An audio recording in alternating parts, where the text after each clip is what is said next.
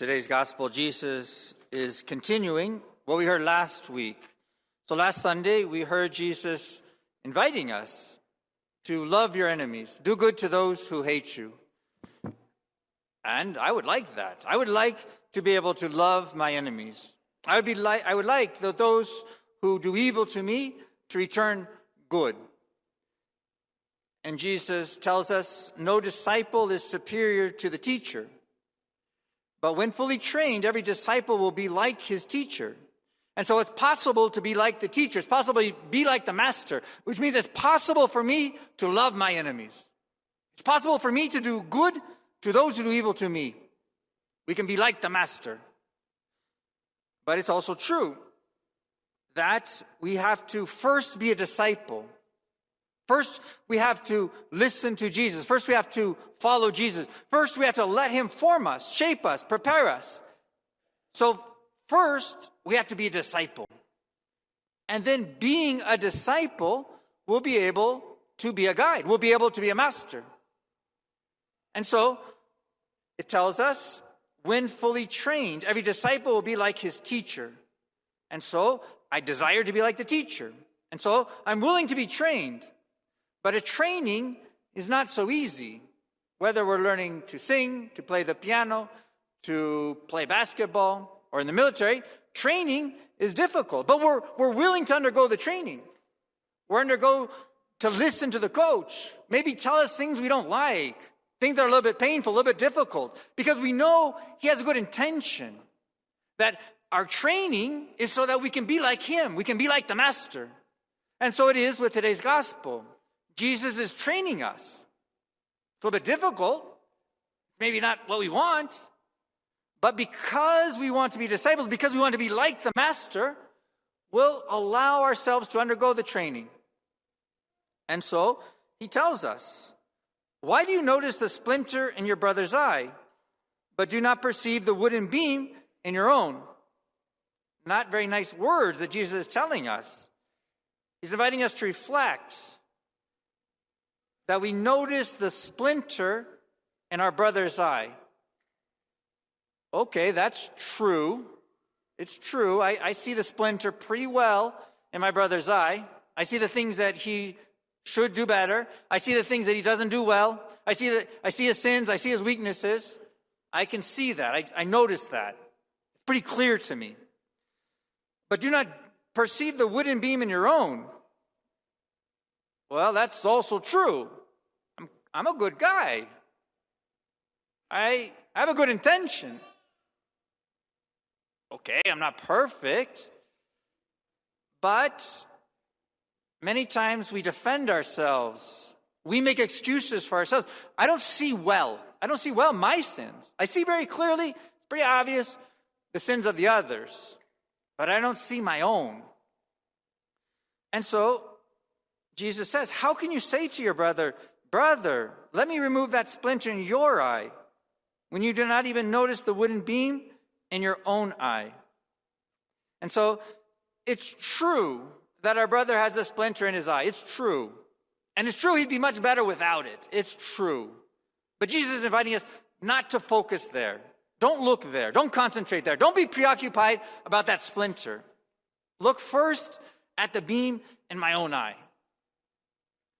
And I can think to myself, well, I'm not really judging my brother. It's just the way he is. He's just proud. He's just selfish. That's just the way he is. I'm not really judging him. And I can say, it's just the way it is. I just kind of know better than everybody else. I just know how they should be living their lives. I just know. It's just the way it is. It's not really my opinion. It's just reality. I just kind of know. I know better than everybody else. God just kind of gifted me in that way. That's not pride, is it? Well, do all the people around you agree with you that you see things better than everybody else? Does all the people around you, are they in agreement with you that somehow you see things and know how everybody else should be living? No, I'm the only one that sees it that way. Okay, so if it sounds like pride, if it smells like pride, maybe it is pride. Okay, maybe I'm a little bit proud. How do I know my sin?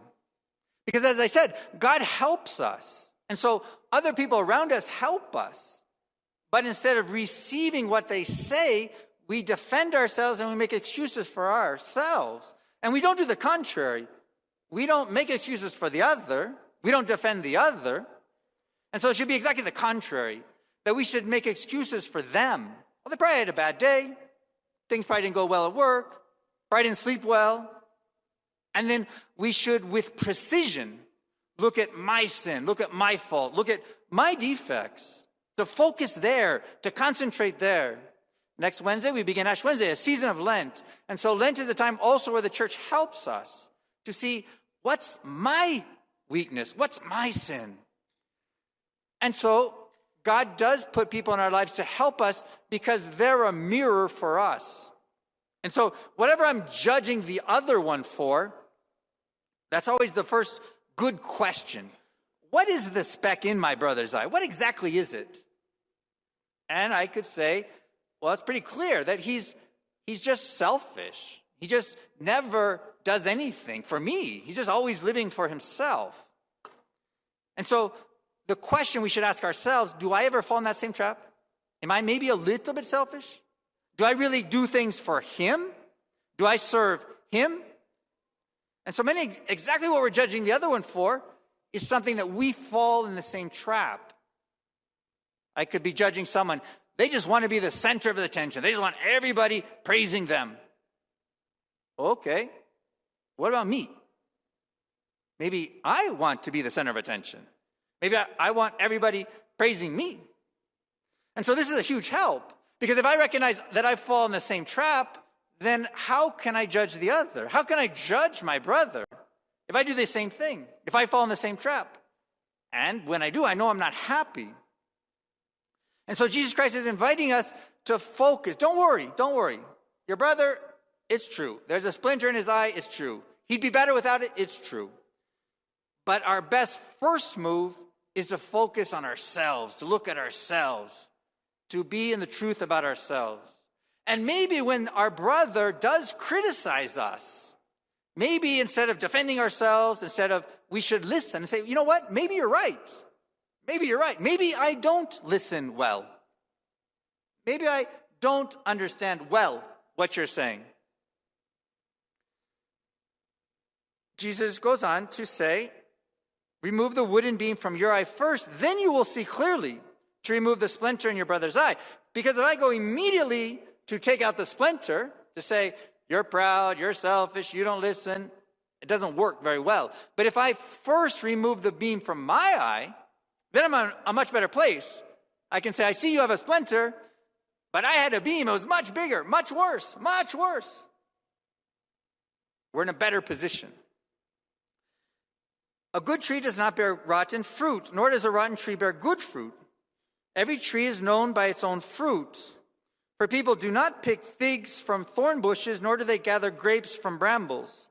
And so that's true, it's obvious. If I have a thorn bush, I don't go looking for figs. A thorn bush gives thorns. A thorn bush doesn't give figs. A fig tree gives figs. And likewise, brambles, they don't bear grapes. A good person out of the store of goodness in his heart produces good. So in a similar way, if I have a good heart, then what comes out of my mouth are kind words, forgiveness, charity. The good fruit are acts of charity. So that's a good heart. It bears good fruit. But an evil person out of the store of evil produces evil. For from the fullness of the heart, the mouth speaks.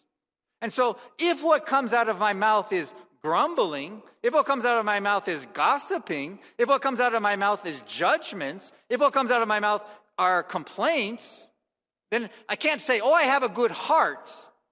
Well, the fruit doesn't show that.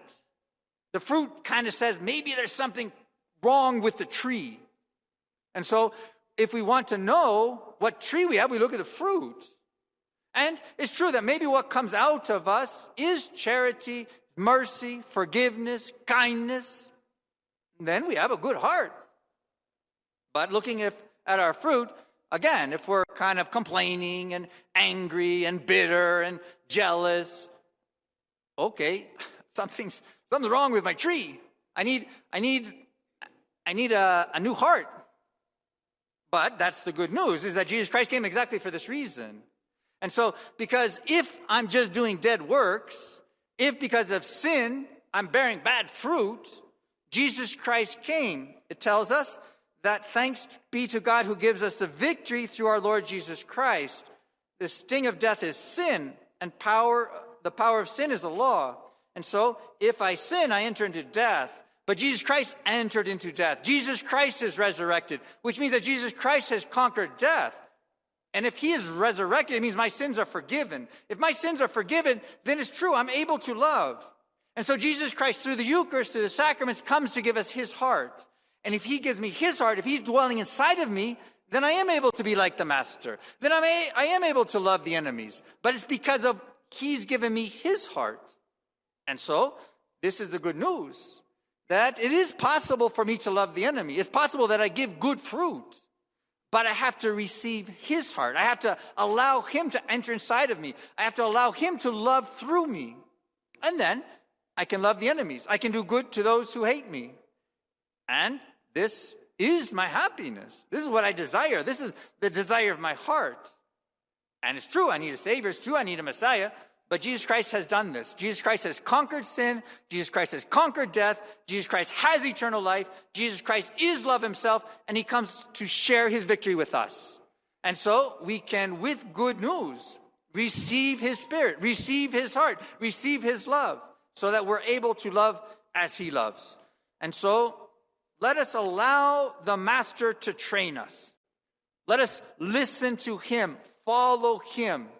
And we'll discover that in his training us, in his forming us, in him shaping us, that little by little we become like the Master. We become like the teacher.